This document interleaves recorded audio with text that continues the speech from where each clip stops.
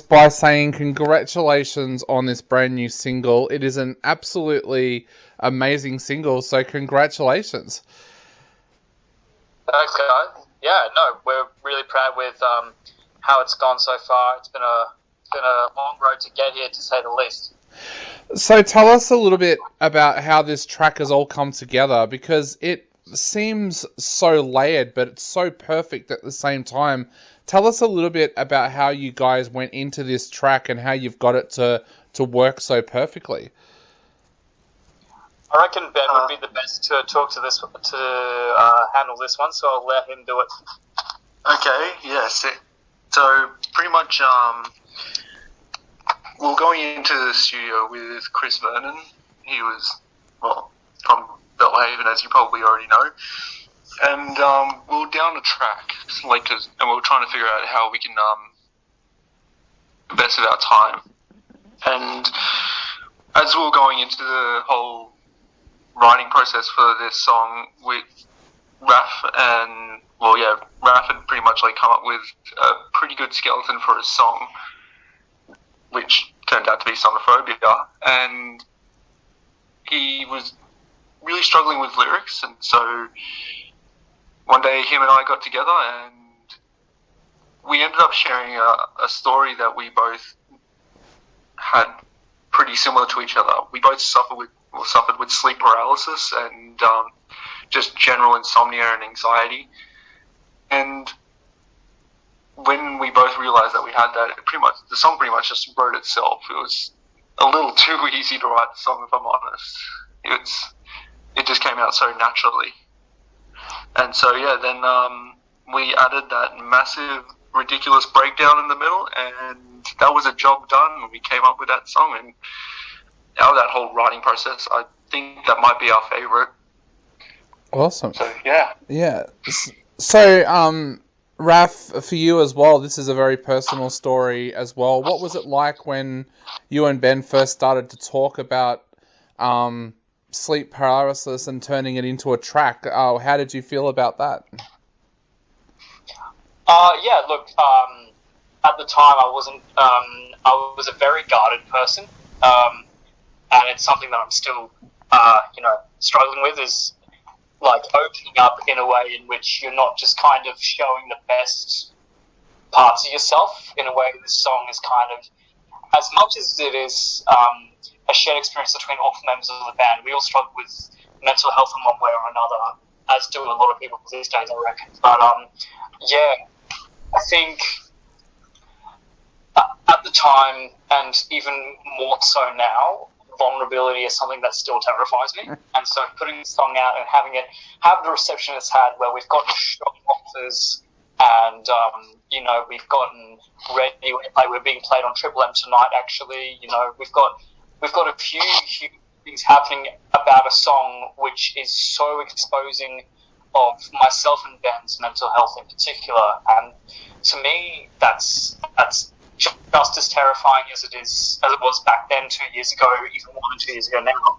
But in a way, it's also freeing. It's also it's like getting a weight off your shoulders and kind of putting it out there in the hopes that other people can resonate with something that you've brought to the table that's a bit more intense than your usual track.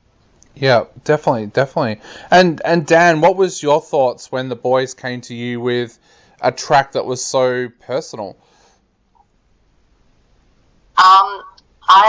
I think it was the first time as a band where we've written lyrics where it's something so personal and close to home for us. But I think it was also the start of a turning point for the band, where we got in the mindset where we wanted to write songs where we're sharing something, like we're sharing experiences that we've gone through in the hope that other people can relate to that and feel something from listening to these songs. So in terms of our songwriting, I think that was a big turning point for us. And it's definitely influenced what we've written to this day. Yeah, I know for myself personally, I grew up with anxiety, and I found that there were certain bands that when I was in my teens that they started to sing about things like that, and I found that I could relate to that Is that something that you're hoping for with your music, that people out there will be able to not only listen to it, but take something away from it for their own mental health as well? Oh, definitely, yeah. I think that being a voice for somebody that that's going through something, and hopefully they just don't feel alone, because for the longest time, like, granted, we've all been pretty close as a band, and we've all been able to share. Somebody out there is taking the song that we've put out there and is taking some solace in what we've done. It's fantastic. And like you, I've had experiences growing up, listening to a lot of songs that were dealing with those sorts of problems and those sorts of demons. So yeah, it's very validating, and it feels fantastic to think that we could be helping somebody out there. Yeah. Raph, also, how difficult was it for you guys to get in and record this track? Because the last 18 months, Australia's been in and out of lockdowns all the time. Was it even difficult to find that time to get into the studio and record? This is no understatement or exaggeration. It's a miracle that we're even still a band, considering the circumstances we've been through over the past 18 months. We had 3 member changes in about 9 months, which, of course, were all isolated incidences, which we hold no bad blood between any of them, but they were key members, including 2 vocalists that were the singers for this song. So it meant that every time we had to change that over, it wasn't just a quick, simple, like, oh, we'll chuck this guy in a music video. We also have to re-record his vocals. So we went through that process 2 times over before we landed on me. And due to the fact that, I'd sung as a kid, I hadn't sung properly in about a decade. When our second clean vocalist, Brendan, left, we took a gamble on me, and decided to trial being a 4-piece. But I wasn't the best at singing. My screaming was fine. Like, I'd gotten tips from a couple different vocalists around the areas with my screaming, so at the time that was really strong, but my singing was non-existent. So that took about a month or 2 extra just to train myself up to sing it. And then, granted, it's now given us more creative freedom to just pursue more vocally stuff now. But back then, it was certainly on top of the training it took to learn how to sing and then sing that song. We also had to send it to a vocal producer who back months later. So the whole process was like painstakingly slow as hell, and it really tested our patience in terms of just how much we actually believed in this band and believed in Somniphobia and the songs that we have coming out after it. Actually, because we had to just delay things again and again and again and again. Yeah. You know, so I think all of us really felt that pull, that strain. And can I ask what kind of vocal training you had to do? Like, did you seek out a vocal coach, or did you kind of put yourself through the paces? So it's a bit of column A, column B situation where I got a few different vocal lessons from a few different people, like one-offs and stuff. And this year, I've landed on Julian from Inertia. So he's my vocal coach now, and it's been like night and day between what I was like then and what I am now. So he's my now permanent vocal coach. But I got a few vocal lessons from a few different people, like Stacey Jane, and then a matter of Sebastian, our drummer, who also has been vocally trained for years, just kind of telling me I'm not good enough for 3 months. getting better. Can vouch for that. He's drastically improved, dramatically. Yeah. So yeah, it's been a lot of pushing the paces and finding my voice, and also learning how to find my voice from other people. 100%. Yeah. So Dan, this one's for you. Where to now for the band? Like, I know you guys are in lockdown at the moment, but are you guys hoping that when everything's open back up, that you can get out there and do some shows? And can we expect an EP or an album in the future as well? Not to give much away, but I think we have definitely hit a stride at the moment where we're actually really excited about that we're writing at the moment, where it's feeling like our best yet, and it's feeling like us, and it's stuff that we're really proud of. So hopefully at some point we'll be keen to share those with people soon. Definitely be keen to get back to some live shows as well. We've got some shows that were booked and then lockdown cancelled. So we're getting some shows rescheduled. We do have one scheduled for mid-August at the moment with opening for Gloom in the Corner, so we're hoping that still goes ahead. But yeah, it's been such a while since we've played a show, so we're very keen to get back on the stage and performing in front of people and getting some new material out there soon. Yeah. And Ben, we know that all bands are doing it tough at the moment. How can your fans support you guys right now? Is there something they can do to help you guys out, to help see you through this lockdown until you can get out there and do shows again?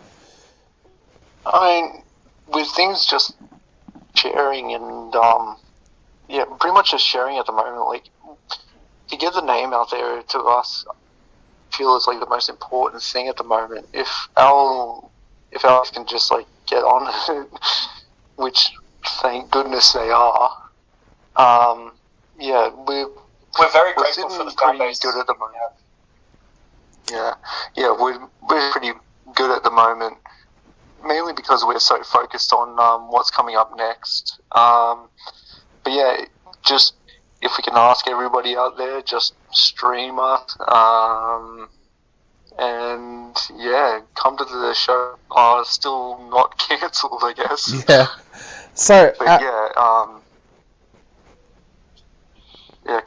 continue. Yeah, I was gonna also ask, is there anything you'd like to say to people out there who have listened to the track and it's spoken to them about their mental health? Is there anything you would like to say to people out there that have had that experience with the track as well?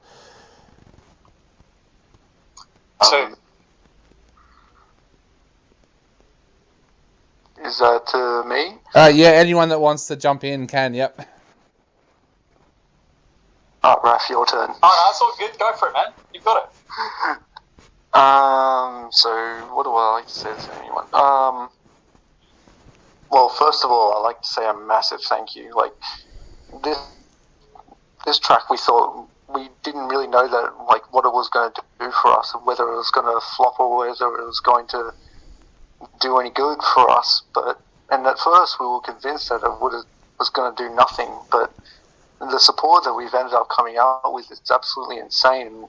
Honestly, we can't say thank you enough. Like, it's been a fantastic ride of just seeing this song through, and we just hope that people will stay on for the ride because it's just been fantastic so far.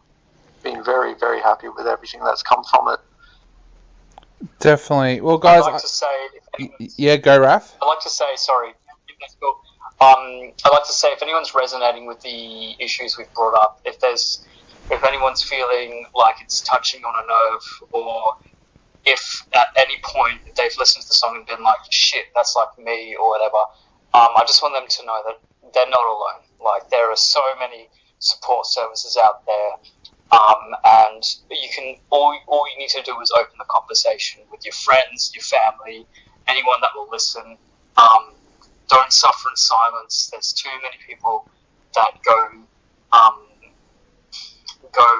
too far off the deep end and can never return because of this. And if there's anything we would want this song to do, it would be to help people will realise maybe there's something happening for them, and that they can go and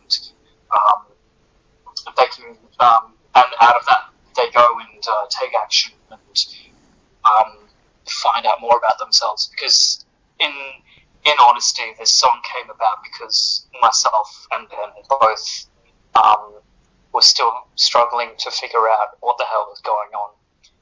So if there's anyone who's listened to this song and can relate to what is being talked about, please reach out.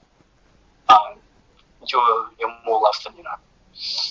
Definitely. Well, guys, I just want to say thank you again for taking the time to talk to us tonight, but also thank you for writing such an important song and releasing it as well. So thank you so much, guys. Thanks, Dave. It's been a pleasure. Thank you. Yeah, thank you for coming on and having us. Not a problem at all. I'll let you guys go, but yeah, I cannot wait to see you guys play in Melbourne at some stage as well. So hopefully everything opens back up and we get to see you guys down here as well. Hell yeah! I mean, we've got a few Melbourne peeps that are keen to jump us on a show. Just need to get past the crazy lockdown that has currently resurfaced, and then we'll go from there. Definitely. Well, guys, again, thank you so much for taking the time to talk to us, and I'll let you go, but have a great night, and hopefully we get to see you soon. All right. You too, Dave. Thanks.